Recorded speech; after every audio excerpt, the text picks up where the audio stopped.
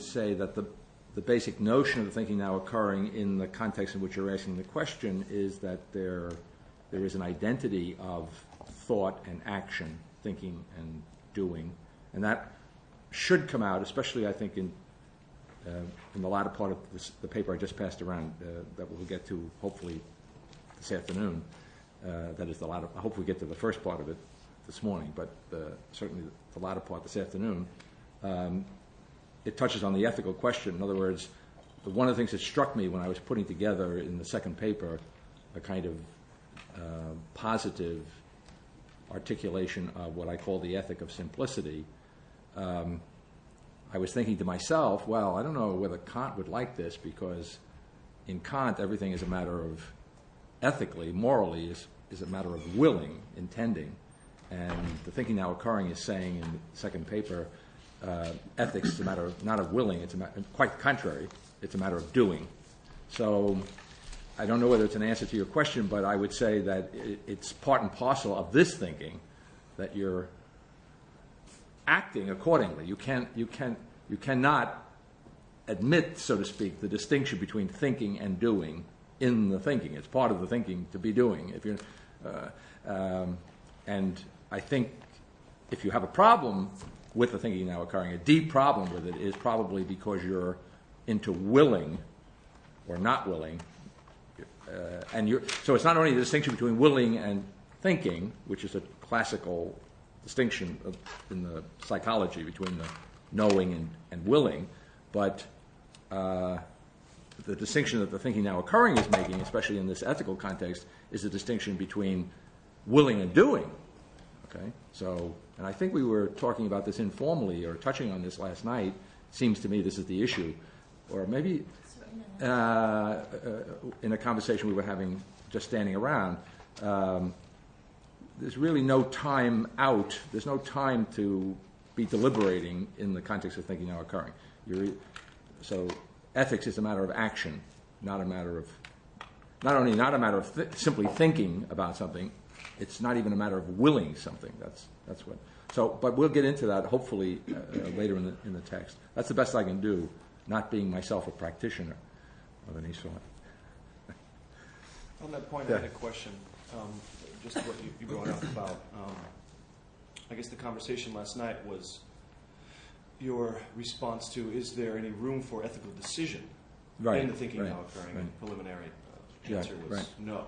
That in that case there is no reflection, there is no ability to will or to think about something before you're doing it, so to speak. Okay. Is that fair? Yeah. Is there any room for choice in the thinking now occurring? I don't think so. When you get to choice, you've already got a problem. You went too far. Okay. You went too quick. You took your eye off the ball. That's really what the ethical statement here is. If you're paying attention, there's no issue. That's the assumption, right? If you're attending to the situation or the reality, I don't like the situation. I have to be careful now with that, Jew. Right. But if you're attending to what's what, then it's, as it were, it's given. Yeah, you're attending to it in effect. If you're actually attending to it, and there's a logic to this, you're doing the right thing. There's no way in which you could actually be attending to what's what without, in actually attending to it, acting rightly, ethically, if you want. That's the notion. So what's the difference between attend and intend there? Oh, there's a big difference, because attending is, it goes back to this notion of receptivity. So it's not something emanating from me, right? So it's being open and receptive to what's what. It's that kind of difference. So the bottom line of that conversation was that clearing the brush as a way of postponing acting is a kind of self-deception, right? So there is a point at which, and maybe the point is immediate, you see, but wherever that point is, there is a point at which you either do it or you don't do it. I suppose you could say the sooner you arrive at that point, the better off you are, right? So the idea of postponing that point is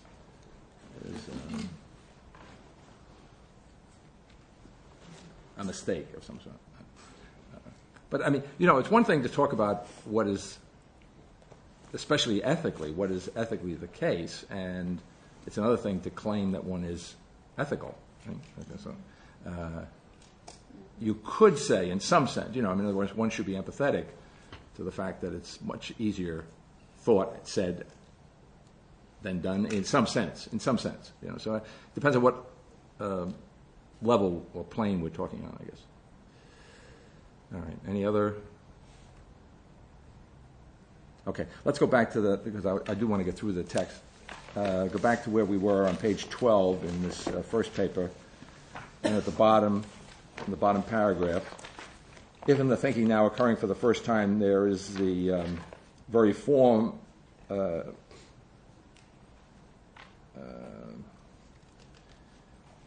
I don't know if this is a mistake. There is the very form, maybe of the new beginning, that is the end of the world, the beginning and end of the beginning and end of the world, the apocalyptic I, for the first time, the very form of thought, at once the form of the body itself. In Badiou, what ends is not the end of the world, but rather the end of philosophy. But then the end of philosophy, not the end of the world, not the end of history, not the end of the world in essence, not the end of history in essence, not the intelligibility of being in essence, must occur in the context of the continuing distinction between reality and thought, between ontology and truth. The new beginning of philosophy, self-avowedly continuing modernity in the wake of the death of God, true to its modernity, is in its inauguration at once a return, in this case a return to Plato in the form of a Platonism of the multiple, a return that once again requires the formal appropriation of a Christian reality, but this time not the appropriation a la Descartes of the transcendental form of natural reason, which form Descartes appropriated, prescinding nature, the fateful appropriation of the hitherto salient intellectual consequence of the Christian event and its proclamation, but now, in the wake of the death of God, the appropriation of the form of the Christian event itself in the form of its proclamation.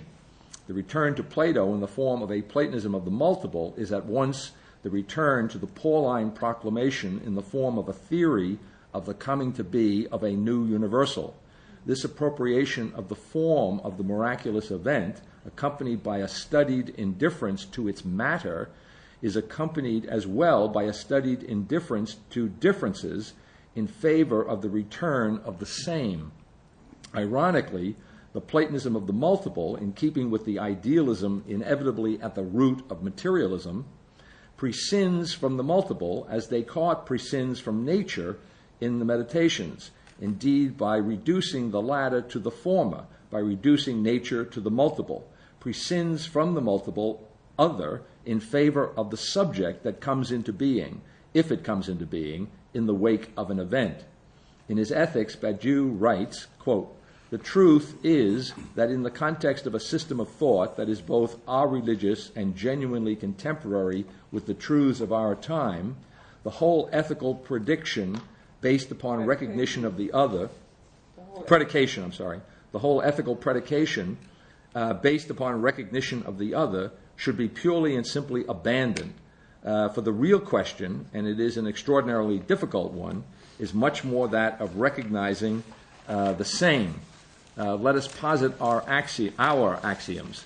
There is no God, which also means the one is not. The multiple without one, every multiple being in its turn nothing other than a multiple of multiples, is the law of being. The only stopping point is the void. The infinite, as Pascal had already realized, is the banal reality of every situation, not the predicate of a transcendence.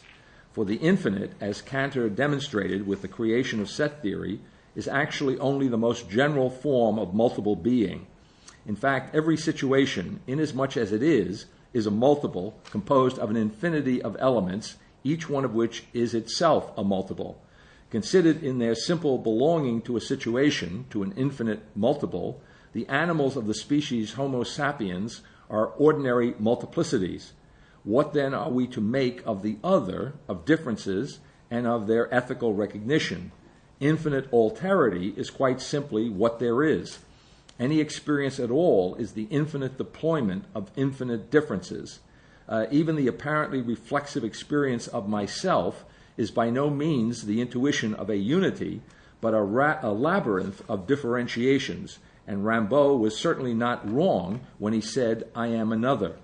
There are as many differences, say, between a Chinese peasant and a young Norwegian professional as between myself and anybody at all, including myself. As many, but also then, neither more nor less. Unquote. Further on, Badiou says, quote, genuine thought should affirm the following principle. Since differences are what there is, and since every truth is the coming to be of that which is not yet, so differences are then precisely what truths depose or render insignificant, unquote. What Badiou particularly has in mind here are the differences important to an ethics based on multiculturalism, and ethics based on what, for Badiou, is in reality a vulgar sociology, the sociology of the tourist.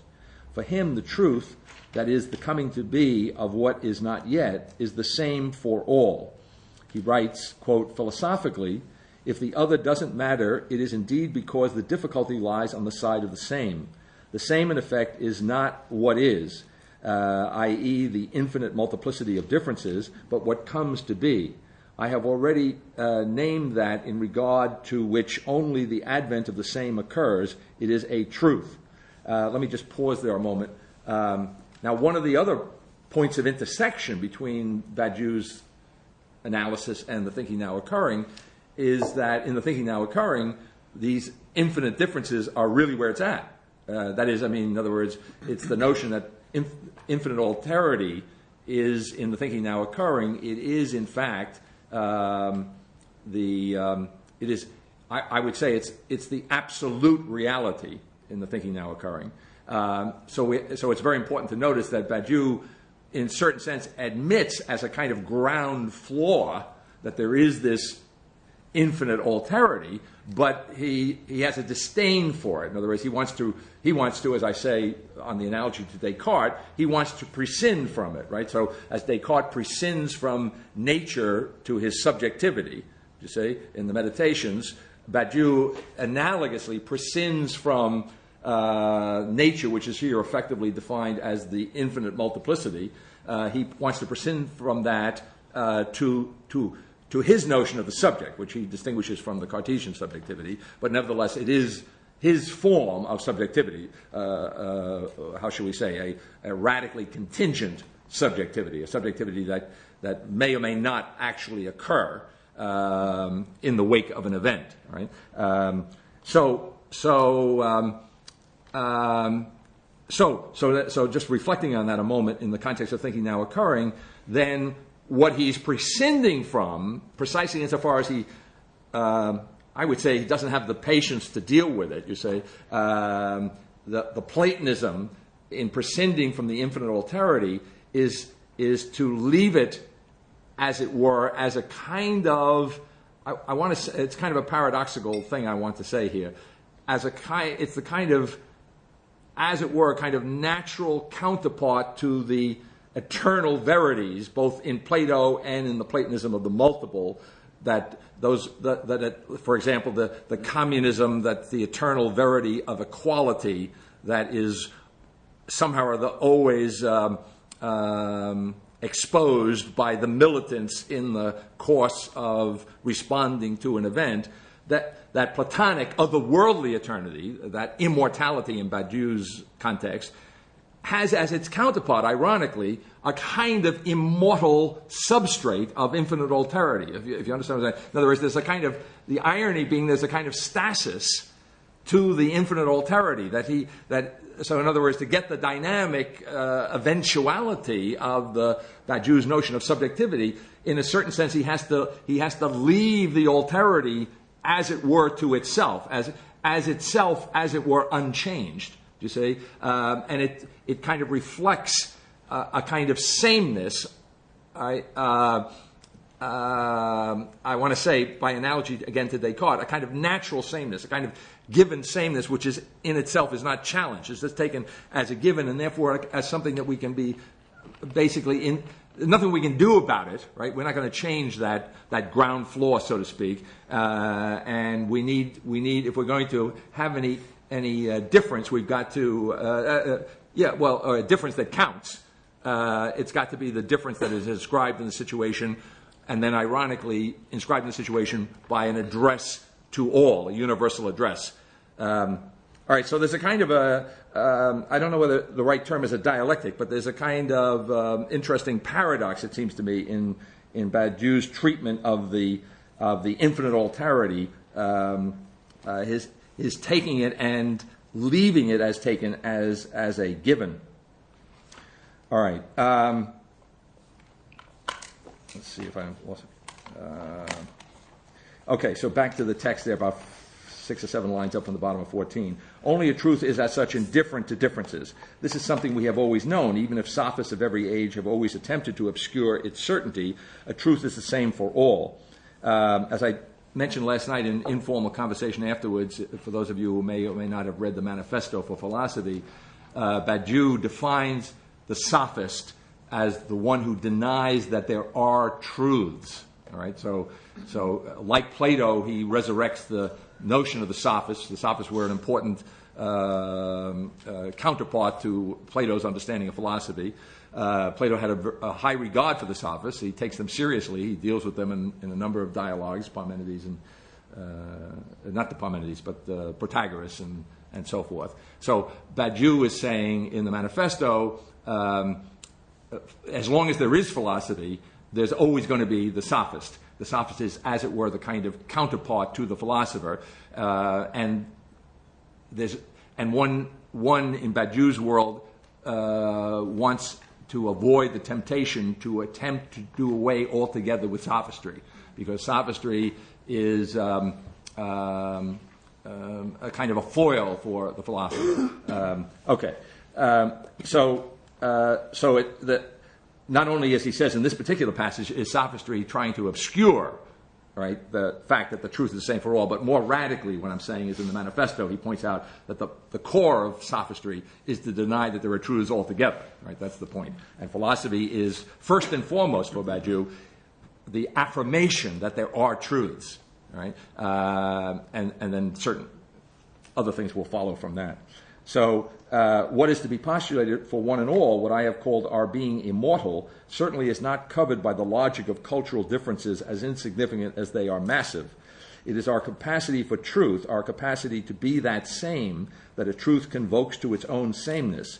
Or in other words, depending on the circumstances, our capacity for science, love, politics, or art, since all truths, in my view, fall under one or another of these universal names. All right? So another way in which he puts that distinction that he's making here is that it is these domains, love, politics, art, and science, it's, as it were, their business to produce truths. You say philosophy is the as it were, the corralling of these truths, the kind of critical, opening the critical space for their possibility. But philosophy per se is not in the business, so to speak, of producing the truth, you see, but rather of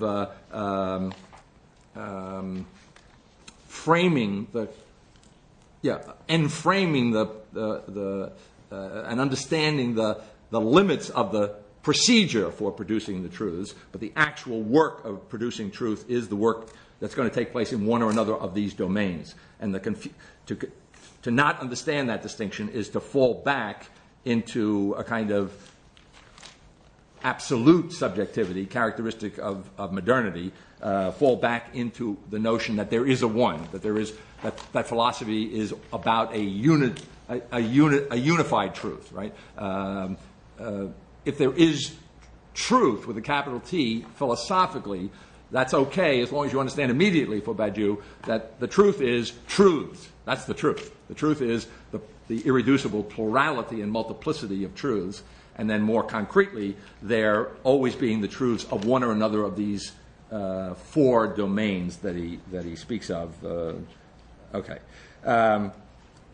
So the only genuine ethics is of truths in the plural, or more precisely, the only ethics is of processes of truth, of the labor that brings some truths into the world. Ethics must be taken in the sense presumed by Lacan when, against Kant and the notion of a general morality, he discusses the ethics of psychoanalysis. Ethics does not exist. There is only the ethic of politics, of love, of science, of art. As for me, I identify four fundamental subjective types: political, scientific, artistic, and amorous.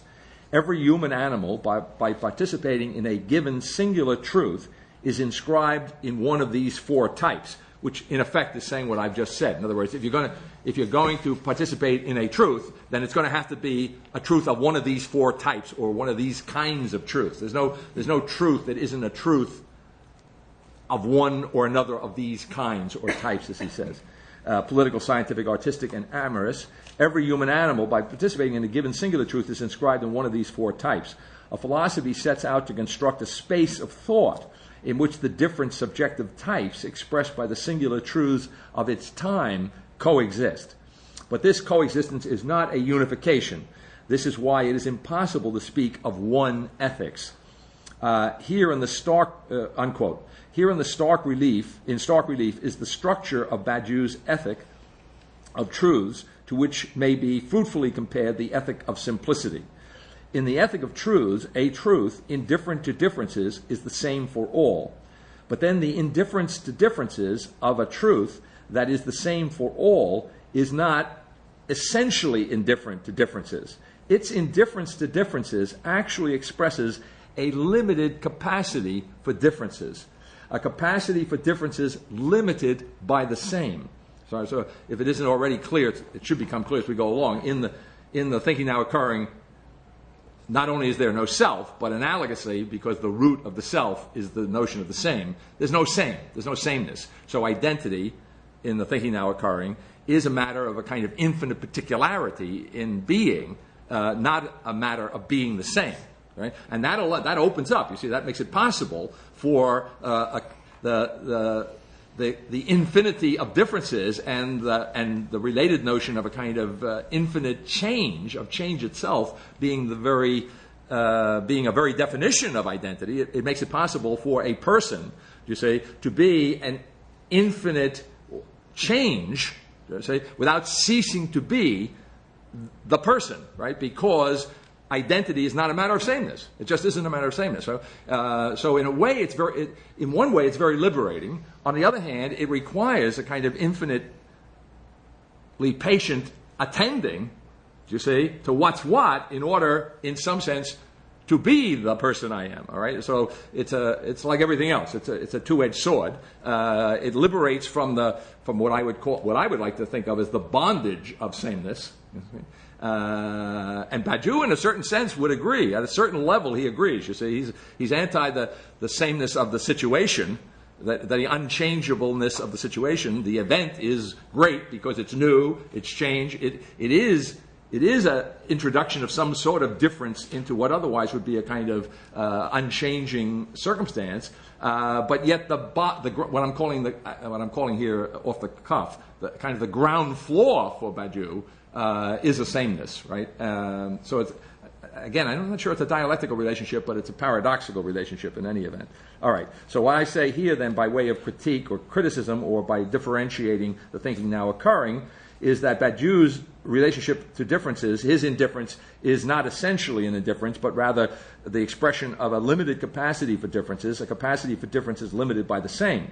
There are different truths, singular truths, but their destiny is to coexist, not insignificantly, in a space of thought constructed by philosophy, and to do so as instances of subjective types, political, scientific, artistic, and amorous. These singular truths inscribed in one or another of the four subjective types are in turn compiled of those human animals, otherwise merely mortal, who by participating in the labor of bringing a singular truth into the world compose an immortality.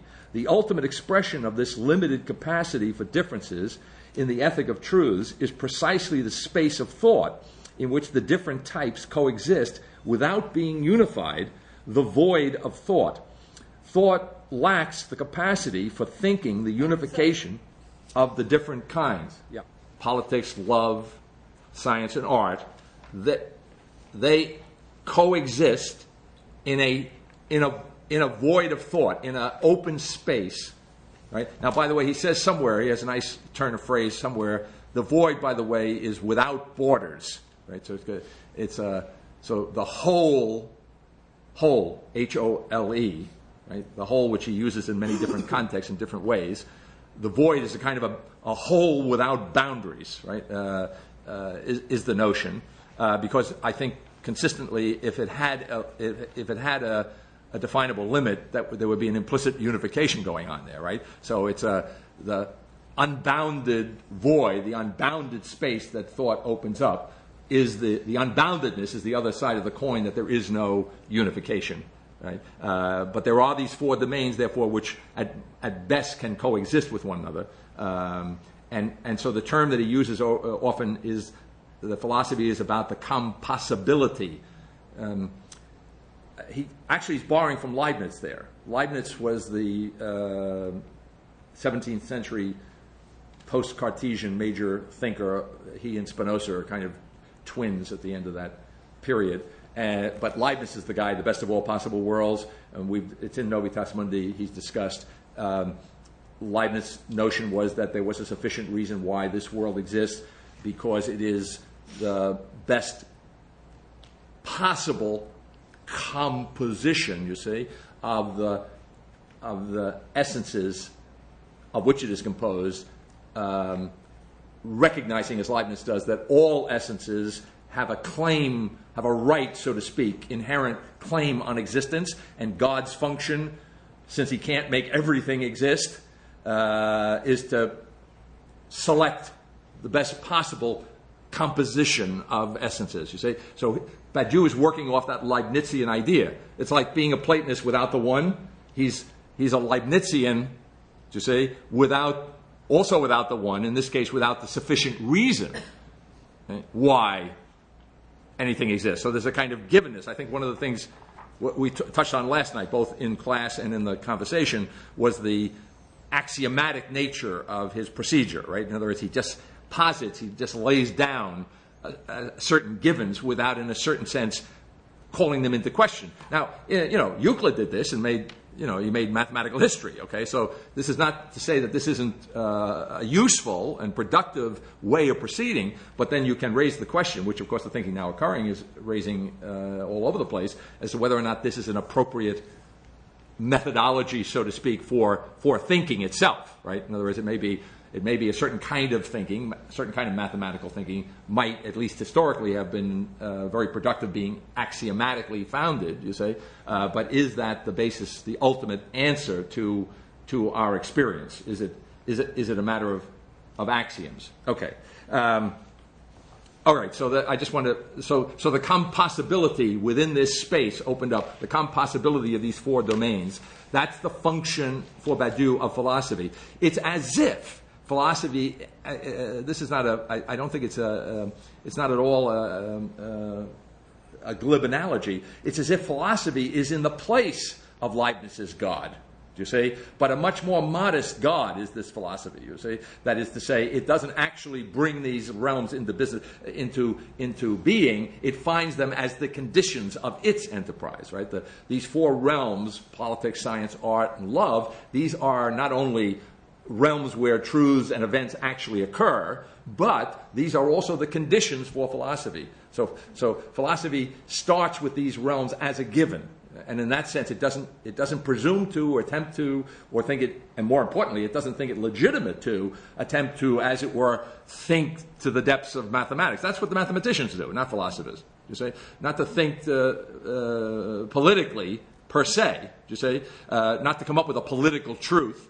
You say, but to, at best, to define, as I say, to frame what in the realm of politics, you say, would be an authentic or genuine or positive truth procedure. That's all. So in that sense, it's very formalistic, you might say. I guess that's another way of putting it, right? It accepts the domains as its matter, But see, and so when we say we don't have any omnipotence here, Badiou has his own reasons why there's no omnipotence. But omnipotence was all about creating the world not only formally but materially. Ex nihilo is both matter and form, right? So here we are really back to Plato and Aristotle. We're really back to the pre-Christian understanding of the givenness of at least the matter. Do you see? And therefore, there is no omnipotence. There is no absolute novelty. But in lieu of an absolute novelty, there is a kind of absolute sequence of novelties. The binding, or I guess he may say suturing, but it's the confusion. It's the associating of truth and what he calls the circulation of sense. All right. So when he prescinds from this, when the subject, in my language, prescinds from the situation, from the givenness of it, it's also prescinding from what he calls presence, or it's also prescinding from sense. So when a truth comes to be, in the event, literally, that a truth does come to be, and there's no certainty that a truth is going to come to be, right? The coming to be of a truth, or the event which inaugurates the truth process, is incalculable and unpredictable. It's a laicized grace. It's just, you would say religiously, well, thank God that happened. Just say, but here you don't thank God it happened. You just accept that, oh, wow, that happened. That's great. That's great. If I were religious, I would thank God. Well, in that context, the truth that comes to be, one of his favorite little ways of stating it in a number of places, is that it punches a hole in sense, right? It's disruptive, disorganizes the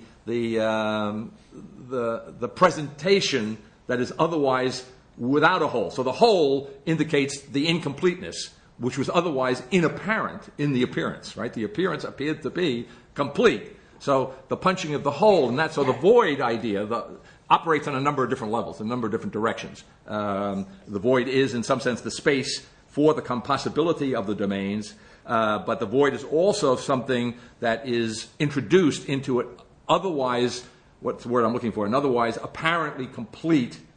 Right? There's nothing missing, it appears, in the situation, and when a truth or an event, a truth process occurs, it punches a hole in that presumed completeness of the previous paradigm. Yeah. So it's like the Marxian example that he gives is that in Ricardo or Adam Smith, there's no proletariat.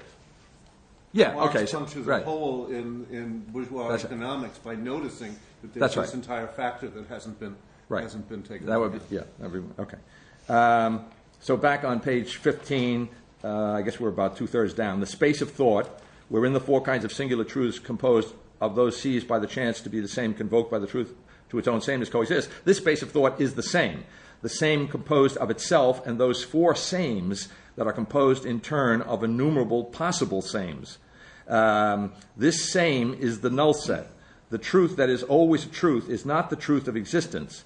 Infinite alterity has no truth of its own, which is really a kind of Hegelian way of putting it, but I think there is a trace of Hegel, not maybe more than a trace of Hegel in Badiou, which there has to be, because if there's a trace of Marx in Badiou, Marx was a deeply Hegelian materialist.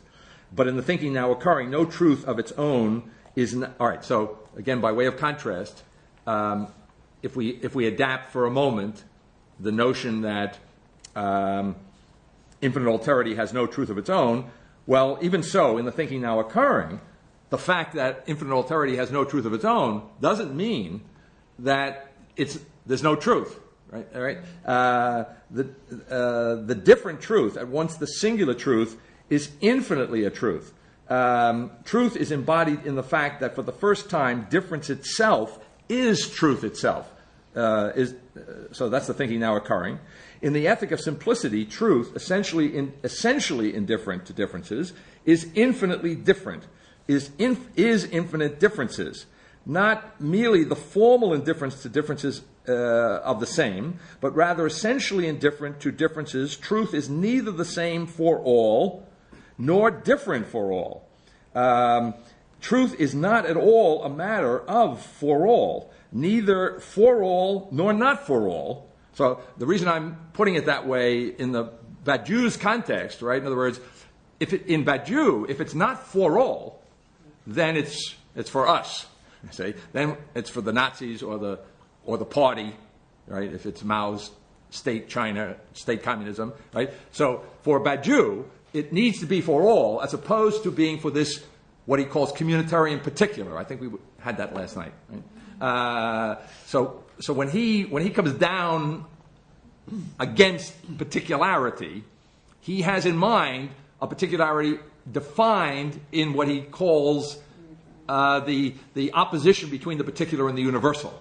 Okay, so and then remember he says that the reason he dismisses Paul's message as a fable is because the notion that Christ is resurrected seems to be, he says, a subtraction from the opposition of the universal and the particular. All right, so Badiou does not wish to subtract his thinking, or his philosophy is not subtracted from the opposition between the universal and the particular.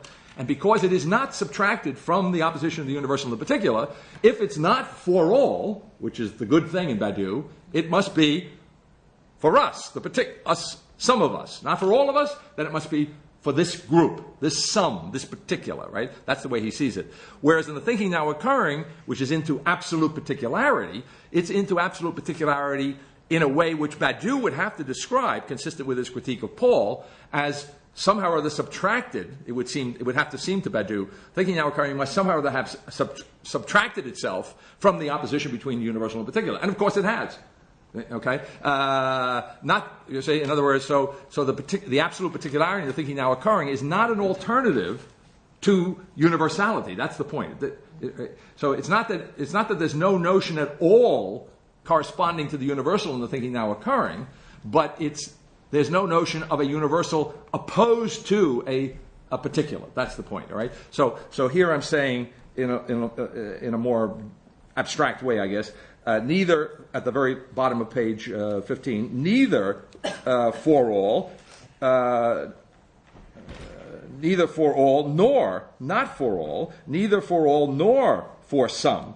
The truth of the thinking now occurring for the first time is indeed subtracted from the opposition between the universal and the particular, as was the center of the Pauline proclamation, without finding itself in opposition to the opposition between the universal and particular, as was the truth that was subjectivity for Kierkegaard, and most importantly, without distinction from the real. In the thinking now occurring, omnipotence itself, embodying what does not contain itself, in Kierkegaard's language, what lacks continuity in itself. So let me just pause there, just to put all these little technical ways of speaking together.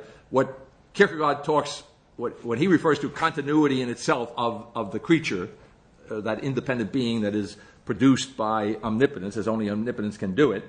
So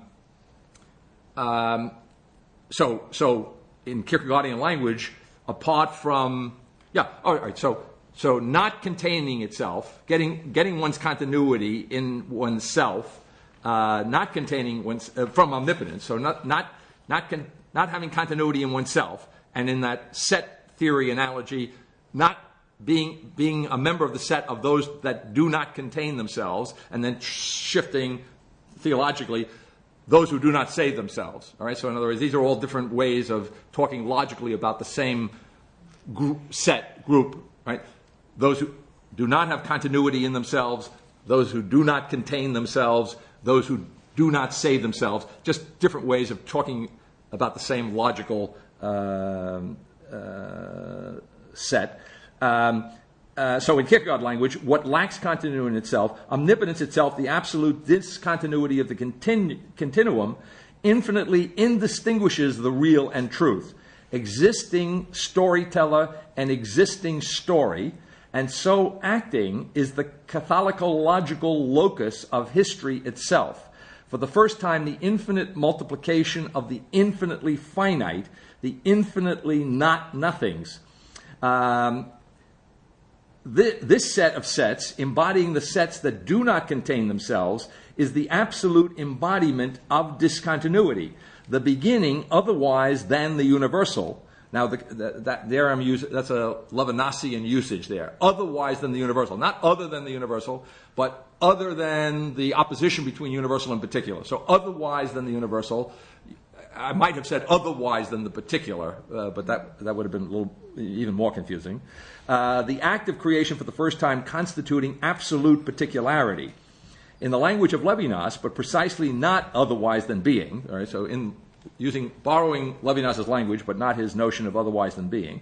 A particularity otherwise than the universal.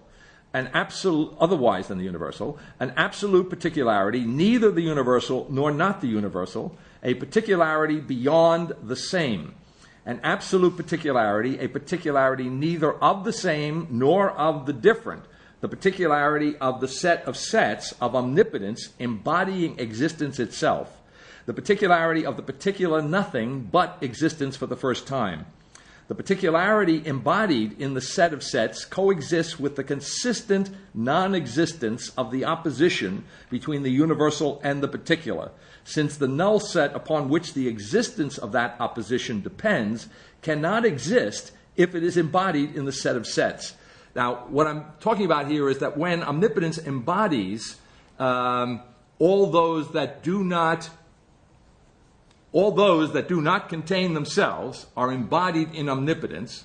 Okay, what the thinking now occurring is saying is that omnipotence, the null set cannot be outside of, as it were, the reach of omnipotence. So when the null set is embodied in omnipotence, along with all of those sets that do not contain themselves, the null set is annulled, because the null set contains itself. Or in other words, left to itself. Right? If the null set could escape the reach of omnipotence in set theory, the null set is that set which contains itself. Right? And it does so, by the way, infinitely. Right? And it's the seedbed of the infinite alterity, of infinite differences. Right? So the thinking now occurring is saying that, in effect, nothing escapes its being embodied. I can't say that, see? Language is... Nothing doesn't escape. It's bad English, but it's good thinking. Nothing doesn't escape being embodied in omnipotence, you see? And because nothing doesn't escape being embodied in omnipotence, its being embodied in omnipotence is the end of it. It is the annulment of it. It is the voiding of the void. Right? That's the basic notion. But the set of set is not absolutely unconditioned omnipotence if it does not embody the null set. I keep saying things, and I read it, and I just could have kept reading. If it does not embody the null set, the void, therefore omnipotence does embody the null set, right? In other words, omnipotence, you could say, if there's an omnipotence, it can't have that limitation, so it doesn't. And if it doesn't, then the null set goes out of business. If the set of sets is the embodiment of sets which do not contain themselves, then the null set embodied in the set of sets consistently does not contain itself, or the null set is not the null set. There is nothing but existence for the first time. In Badiou, the recognition of the same in the return of philosophy itself involves the notion that the infinite multiplicity of existence implies an infinite number of differences between things, the continuity of difference itself. That's my characterization of that. But in the thinking now occurring, the differences between things are not infinitely infinite, but rather infinitely finite, absolutely specific. And that's why we don't need any space, as it were, between things, right? The difference between things is a difference that is infinitely intrinsic to each thing. Each thing has its difference, as it were, from every other thing. It has it in itself. So now if I go back to our little 0 unum 1 game last night in the first part of this paper, that's when we noticed that each of both the 0 and the unum in their being members of the body, each of them is identified with the 1 independently, right? In other words, when it's squared, each of them is the 1. Unlike the binary trinary, where 0, 0 is 0 and u is u, in the real trinary logic, the 0, 0 is 1, and the unum unum is 1. So even though they are parts of one another, they are nevertheless not reduced to being parts of one another in order to, as it were, have access to the unity, to that something, right, to that which embodies them. So there's that immediate logical relationship to omnipotence by everyone who is embodied in omnipotence is not dependent, as it were, you see, on the others for that embodiment.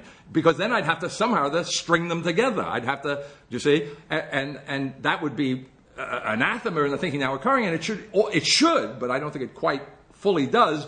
It should bother Badiou, whose understanding of justice, as we'll see in the third paper, at the end of the third paper, his understanding of justice, which, by the way, is quite biblical, I think, is a kind of liberation from bondage, right? So, I mean, that has a lot of resonance, but I'm thinking now in just a more string-along sense, right? In other words, justice is a liberation of the bonds, the cutting of the bonds, which is like punching a hole in sense, you see. So every time an event happens for Badiou, the militants are involved in principle, you see, despite the diversity of events and despite the diversity of contexts in which events occur. For Badiou, the militancy, one way of understanding the eternal communism that is the ideal of equality, is another way of putting that for Badiou is justice. They are always attempting to introduce into the situation and therefore to annul the injustice, to introduce justice into the situation which is taken to be as a given unjust. So it has a lot of, in other words, so the ignorance, the presumption that the situation is complete and intact and doesn't have the unseen whole, the assumption that everything can be named or has been named, that there's no mystery here, something like that, the presumption that we know we've got it all locked down, that is not only an error in the sense of truth falsity, you see, for Badiou, but it is also, speaking, if you want, morally, certainly politically, it's an injustice, right? It's a denial of justice, because justice is a fact, is calling it, is inherently what is introduced in principle into the situation by the acknowledgement of the unknown in the situation, right? So a punching a hole in sense, a punching a hole in knowledges, a punching a hole in the givenness. So what I was, let's see what, pick up the train of that thought there. So a point I made, but even more so, I would say, more consistently than Badiou, the thinking now occurring is, that's where I was going. So this notion of embodiment is not only very logically neat in the first part of the paper last night, with the little zeros and how that's all very nice. But what's really nice is that the logic shows you very clearly and unequivocally that each element of this embodied reality in omnipotence is, without reference to, even though they're parts of one another, is directly related in its actuality to the one. That's the key point, right? And so, speaking in less digital terms, every being in the infinite alterity embodied in omnipotence, which is not a Badiou, right? Every being has its difference independently of the others. It's not to say that there's no relationship, quite the contrary. Because if I have my grounding in omnipotence independently of you, that liberates me to deal with you objectively. In other words, I have nothing to gain or lose, you see, in my dealing with you. I have no selfish motivation, you see. To put it in Badiou's language, I have no animal interest in dealing with you, right? Now, that's quite a high plane to get to, so now don't ask me how to do that. I'm interested in that, but truthfully. That's your job. See, you do that kind of thing. I don't. That's another problem. Yeah. I have trouble with Badiou and then with the language that you seem to appropriate from him, of what seems to be, on one moment, a mathematical understanding of the infinite, and at the next moment, a completely metaphorical or punning meaning. In other words, infinite means you can't count it. On the other hand, infinite is technically the infinite. Mm-hmm. Now, you can't count it is only infinite in ultimate intuitionist mathematics, where you can say, well, if I can't count to 3, 3 is infinite. there is a mathematics that goes that way. But it seems to me it makes a difference whether you're talking about a Cantorian infinite, when you're talking about there are infinite alterities or infinite divisions of things.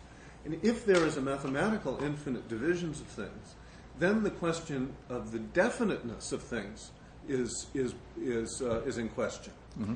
Because if you're divisible down to continuity, which is what infinite division means, then where is this bottom line in which everything is distinct from everything else? So well, let me just interrupt you at that point. I think that's correct. And in the thinking now occurring, there cannot be infinite divisibility. It's not a mathematical infinite divisibility. It just means there's more divisions than you can count. Well, it's not a mathematical infinity in the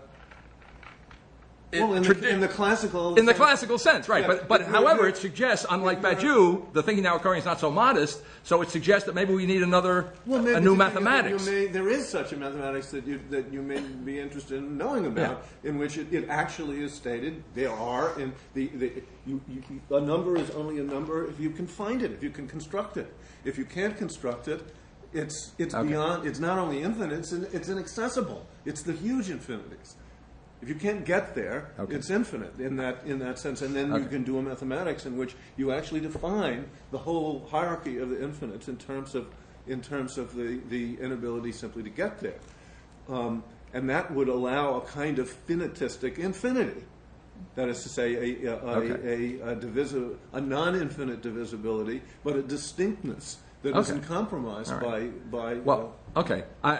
Obviously, we can't get into that. But however, I'm very confused. I would say the point is well taken. Certainly, in the thinking now occurring, an infinite alterity does not positively suggest infinite divisibility, because we're back to continuity.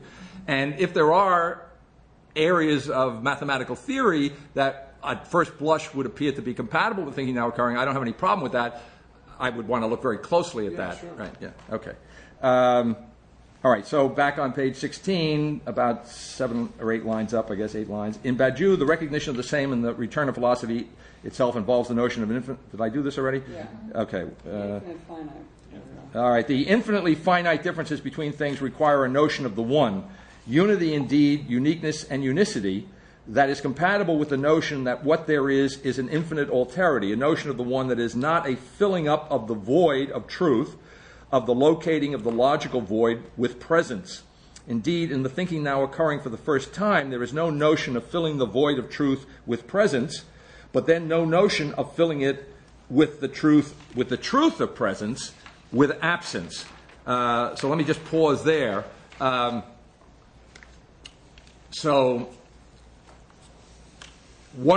For Badiou, one of the things about the situation in which the truth-bearing event has not occurred, right?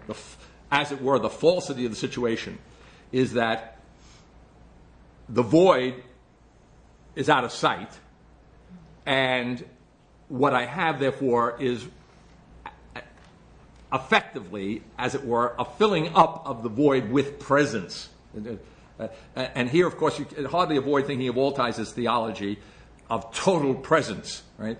So Althuyser has it both ways. He's got an absolute nothing that is for Althuyser the total presence of the God who has self-negated himself and emptied himself out completely into the creation. And in Foundation and in our course this last term, I do some rather specific treatment of this notion of the fact that, well, okay, it's one thing to get rid of presence, but you need to also get rid of absence, because, as I say here and as I say in Foundation, the truth of presence is absence. So the absence in the death of God theology, the absence of God, you say you have to be very careful, because Althuyser is a good Hegelian. The absence of God is God's presence, total presence, in the form of his absence. To say so Badiou, and there's a textual. I don't know whether I quote the text. I may be referring to it. I'm not sure. But I'm not reading this into Badiou. He actually describes. He's very anti-presence, But he has no problem with the void being an absence, right? But the thinking now occurring has a problem with the void because while it intersects with Badiou, that presence is bad. Presence is bad. Again, he's not thoroughgoing enough, right? He doesn't want presence, but he'll take the truth of presence, which is absence, and the thinking now occurring is, as it were, otherwise.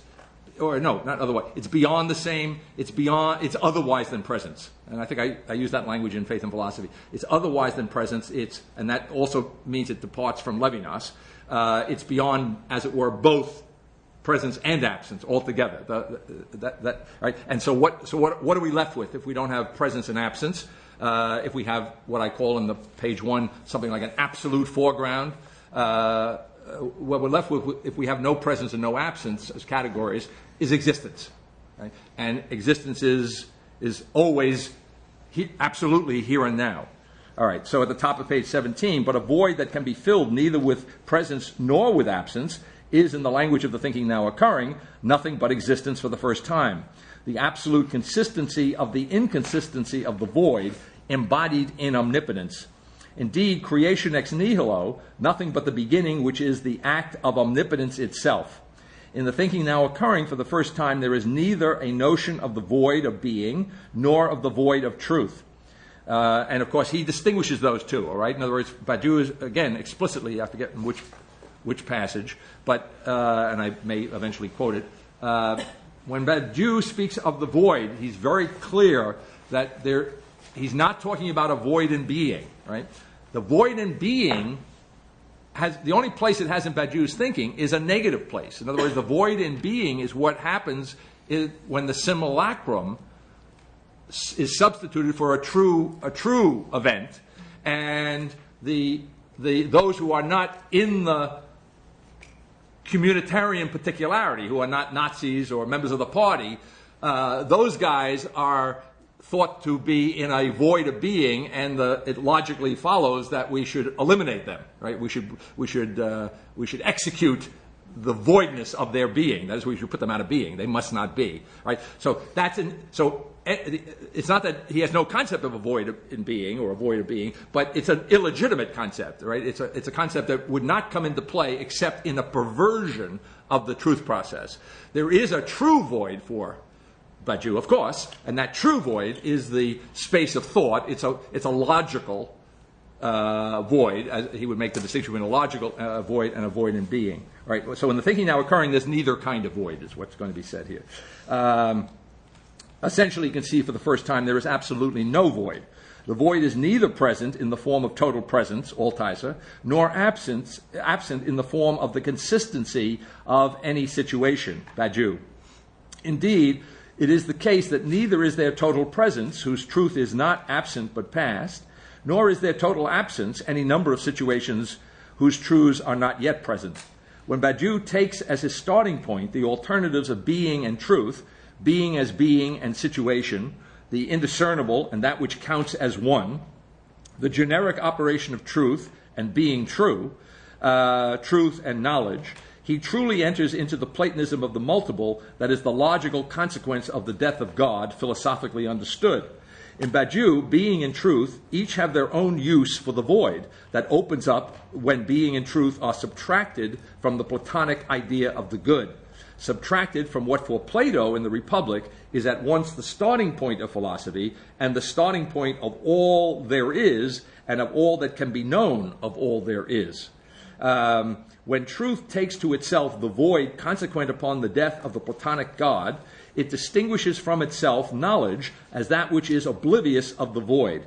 When being takes to itself the void consequent upon the death of God, it distinguishes itself from itself consistency as that which is oblivious of the void. In either case, the void is the limit that ensures the infinite multiplication of differences.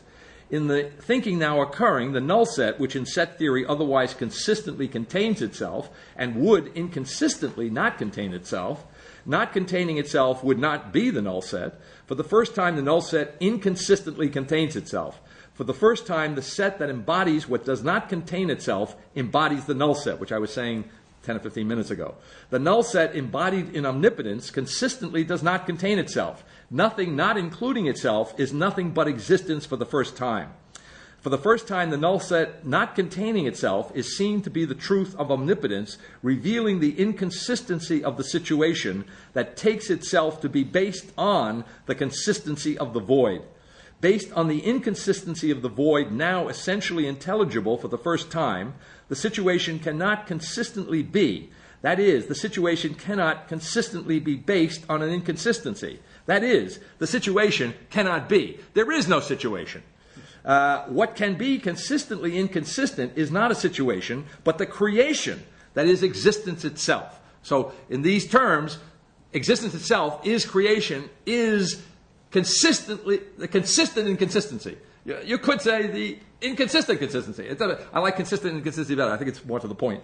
And therefore, you've got to be, as we say elsewhere, always. You got to always be up. There's no time out. Right? It's everything. Everything there is happening here and now. Right? And it's, when looked at carefully, you see it's quite specific and quite differentiated and quite intelligible, and as it were, you might say, existentially, intrinsically demands attention, which will be the mode of ethics in the ethic of simplicity, attention, as opposed to intention. Well, we're not talking about what might contain the null set. It's talking about the null set contains itself. I don't mean that it can't be contained by another set, but the null set, within the null set, there's a null set. The null set contains itself. Okay, I'm going to go look that up. All right. Okay. It doesn't seem right to me. Okay. That's there. All right. At the bottom of 17, I think we're down there. Bottom line.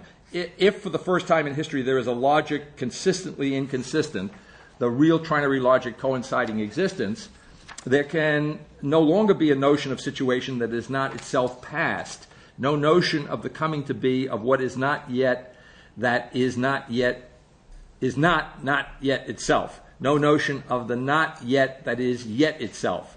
No notion of the not yet that is yet itself is the notion of the yet absolutely yet. This is tough, but there's no way around this. Which is for the first time the absolute now of consciousness. I thought I made a note somewhere. Yeah. What I'm getting at with that kind of intense yetting and not yetting is, and this comes up in Novitas Mundi because the not yet, as I refer to it in the footnote, is used there often enough. But what I'm trying to get at here is that it's not that thinking cannot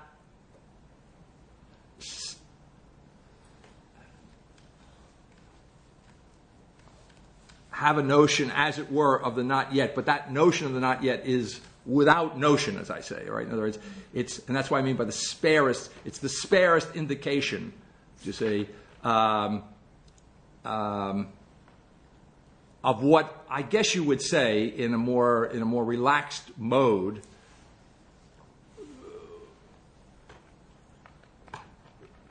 A future, when you think of something not yet, right, your next thought or implicit, normally I think, is we're talking about something to come, the future, right? So the mind, at least, is implicitly directed away from the yetness of the yet. That's what I'm right. So in other words, so the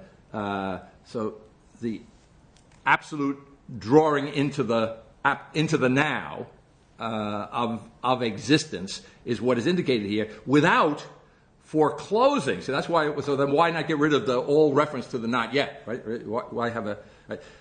Because that would foreclose. Then, right? If we didn't have this sparest use of the yet, then we would have the danger that Badiou is concerned about in a different context of a kind of totalization. Do you say of a kind of foreclosing? Do you say a kind of presumption that right? So a kind of, if existence is a matter of creation and consistently inconsistent, while it's true that everything that is actually is infinitely here and now, Do you see? That's not to say, which I have no business saying, what might yet come into being, right? But to sit back and dream about that would be the big mistake.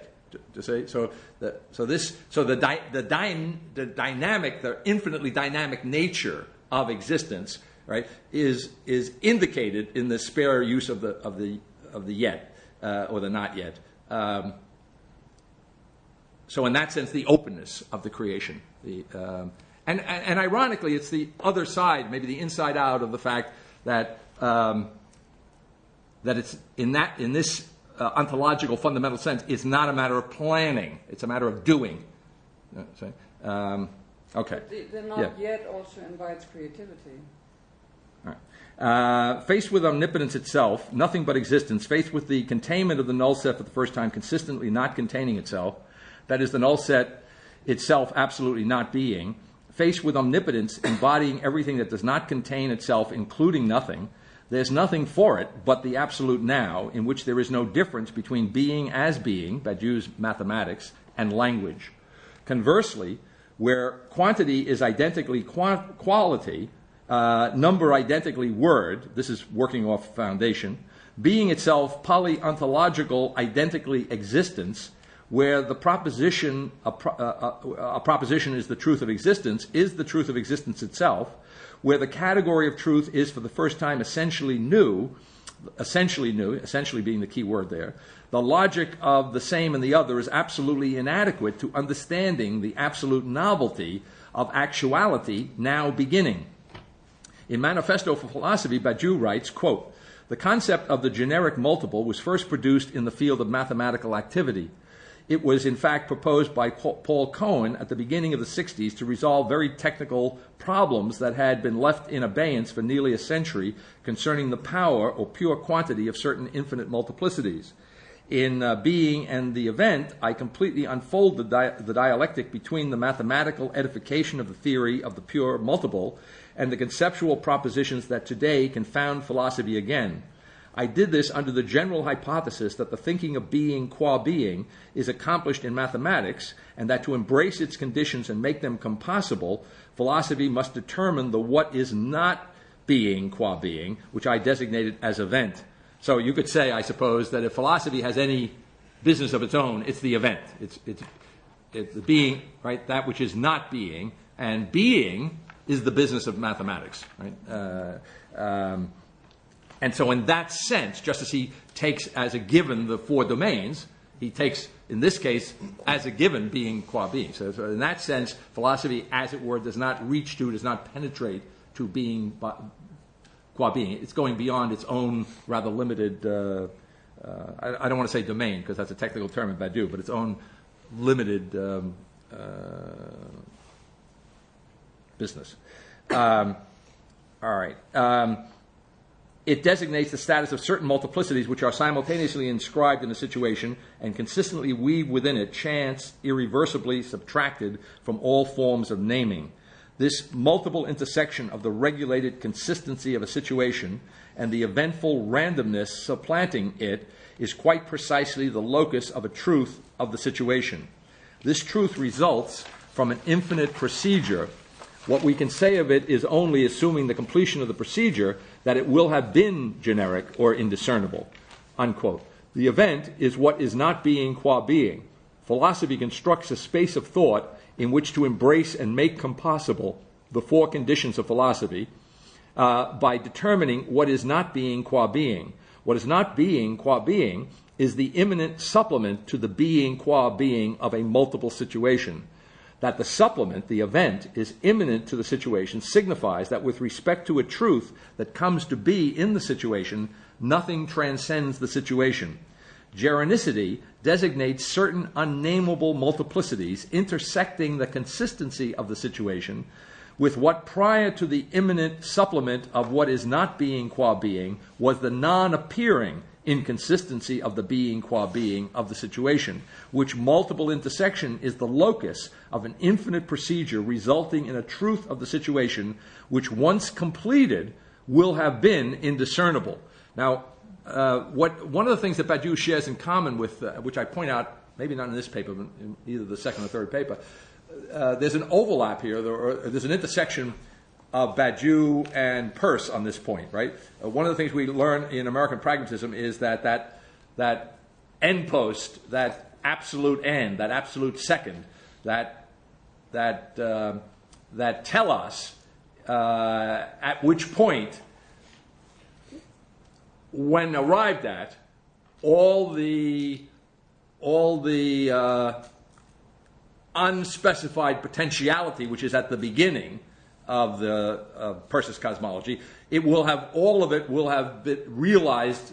All the unspecified potentiality will have been actualized. Now, the trick in Peirce, which is operating in Badiou, is that, of course, in Peirce we never actually arrive at that telos is infinitely distant. You see, and so there's always a little bit more to do in principle, no matter how close we get to it. So in Peirce, there's now here's where Badiou parts company with Peirce, because Peirce, being an American pragmatist, is also in a sense which Badiou can no longer want to be. Peirce has to be some kind of an idealist. We call American pragmatism fuzzy Hegelianism here, right? Okay, so American pragmatism is a fuzzy idealism, but it is an idealism in an explicit sense, right? That end post is the ideal end, you see, and therefore, even though we never actually simply arrive at it, because it's real in American pragmatism, there is a tendency in the nature of things to, overall, in general, a tendency to approximate that ideal, right? So there is, which Badiou rules out, there is in American pragmatism not any kind of simple, uncomplicated form of it, but there is a progress, as it were. There is an evolutionary movement in being, you understand, for Peirce, right? So American pragmatism would also, like the thinking now occurring, which is indebted in a number of ways to American pragmatism, at least historically, for being there. American pragmatism would also be critical of Badiou's leaving being, qua being, untouched, leaving it to the mathematicians,